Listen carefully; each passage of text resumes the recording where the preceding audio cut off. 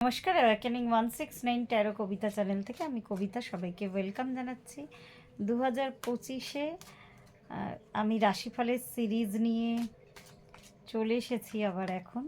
তো কাল পর্যন্ত আমার হয়েছিল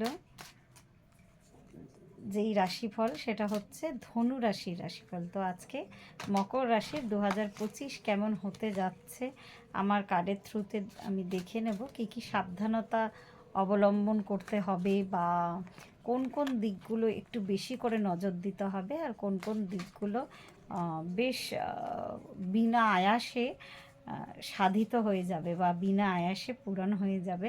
তো সেটাই দেখার বিষয়। অলরেডি একটা কার্ড চলেই এসেছে আমার হাতে। সাফেলটা যদিও আপনাদের সামনে করি, যেহেতু আমার সেট আপটা ঠিক নয়, ওই জন্য আমি কিন্তু টেবিলে আমার কার্ডগুলো ক্যামেরা সেট আপ করে আমি কিন্তু দেখাতে পারি না, কিন্তু সাফেলটা আপনাদের সামনেই হয়। এমন নয় যে আমি সাফেল আগে থেকে করে রাখি। তো যখনই আমি অনলাইনে আমি ইউটিউবে রিডিং করি, 7 কার্ড রিডিং করি, তো আজকেও 7 কার্ড রিডিংই করছি।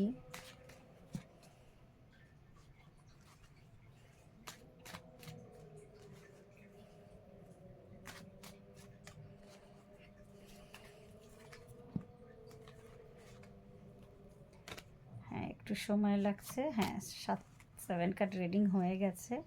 7 কার্ড রিডিং বলছে, 7 কার্ড বেরিয়ে এসেছে। বটম অফ দ্য ডেক এসেছে 2 অফ কাপসের কার্ড।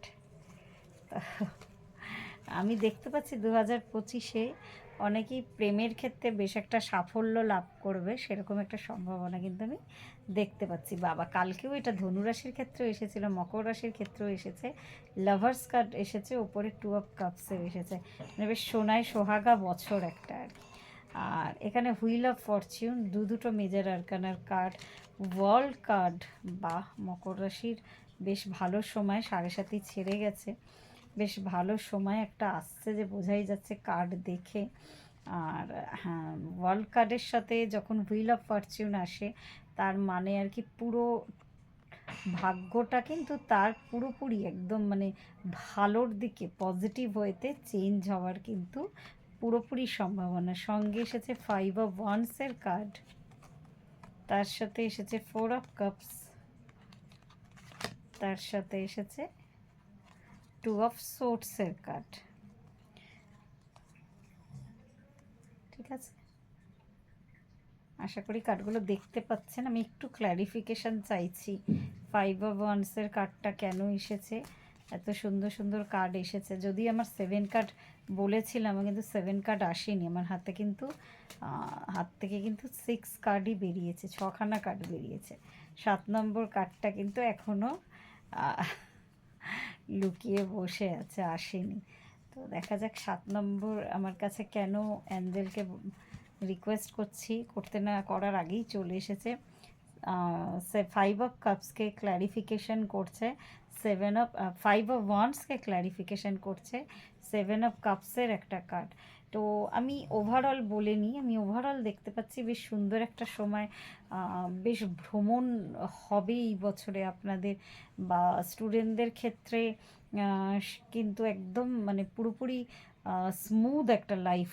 এই বছরটা বেশ স্মুথ প্রেমের ক্ষেত্রে, নতুন কিছু স্টার্ট আপের ক্ষেত্রে, বা কোনো নতুন পুরনো কিছু এন্ড করে নতুন কিছুতে এন্টার করতে চাইছেন, তো পুরো সেই সব কিছুর ক্ষেত্রে কি কিন্তু মকর রাশির বেশ সুন্দর একটা সময় আসতে চলেছে। আচ্ছা, শুধু আমাকে আমাকে যেহেতু অ্যাঞ্জেল ক্ল্যারিফিকেশান দিল 5 অফ ওয়ান্ডসের সঙ্গে 7 অফ কাপসের একটা যোগাযোগ, তো 5 অফ ওয়ান্ডস যে কার্ডটা, এটা দেখেই বুঝতে পারছেন একটা কেওয়াটিক সিচুয়েশন, একটা কেওয়াটিক সিচুয়েশনের মধ্যে দিয়ে কিন্তু অনেকে চলছেন।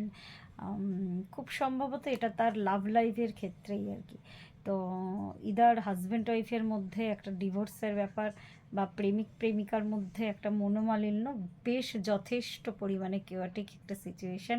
এবার ব্যাপারটা হচ্ছে আপনাদেরকে কিন্তু ইউনিভার্স গাইড করছে, আপনারা কিন্তু এই কেওয়াটিক সিচুয়েশান থেকে, এটা আপনাদের চয়েস আর কি, আপনারা বেরাতে চান কি না।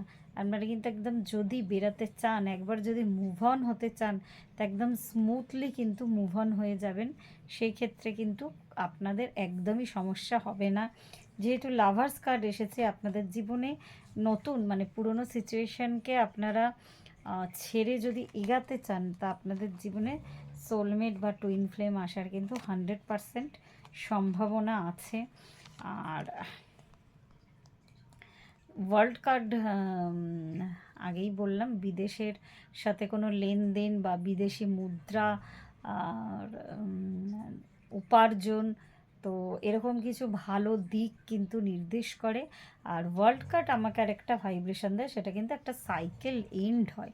তো একটা পুরনো সাইকেল যেটা আপনার এখন আর কাজে লাগছে না, যেই আবর্তটার মধ্যে আপনি ক্রমাগত ঘুরছেন, কিন্তু সেটা এখন আর আপনাকে সার্ভ করছে না, তো আপনি চাইলে সহজেই সেই সাইকেল থেকে বেরিয়ে আসবেন। বেশ একটা ভালো সময়। কাপসের এর আগে আমি দেখালাম 2 of cups, bottom of the deck এসেছিল। কাপসের একটা খুব সুন্দর একটা কি বলবো, একটা ভালোবাসার বার্তা দিচ্ছে আমাদেরকে। তো ভাগ্যের চাকা আপনাদের কিন্তু ঘুরতে চলেছে। হ্যাঁ, আর যাদের যাদের মকর রাশি, কিন্তু যাদের স্নেক ইয়ারে জন্ম, তো চাইনিজ স্নেক ইয়ার, তো চাইনিজ স্নেক ইয়ারে যেমন 1977, তো এরকম আর কি। আমি তো রাশিফলের রিডিংটা করি, এটা আমি পুরোপুরি চন্দ্র রাশি অনুযায়ী। এবার যারা চাইনিজ, ওটা সার্চ করলেই পাওয়া যাবে, স্নেক ইয়ারে জন্ম, তাদের কিন্তু বেশ সুন্দর একটা পরিবর্তন তাদের জীবনে আসতে চলেছে, যারা মকর রাশি আর যারা চাইনিজ স্নেক ইয়ারে যাদের জন্ম। তো খুব সুন্দর, বারবার বলছি, পজিটিভ একটা বার্তা। তো ভালো করে 2025 কাটান। আর দুটো রাশিফল বাকি রয়েছে আমার 2025-এর প্রেডিকশান হিসাবে। তো অবশ্যই আমি খুব শীঘ্রই দুটো রাশিফলের ভিডিও নিয়ে চলে আসবো।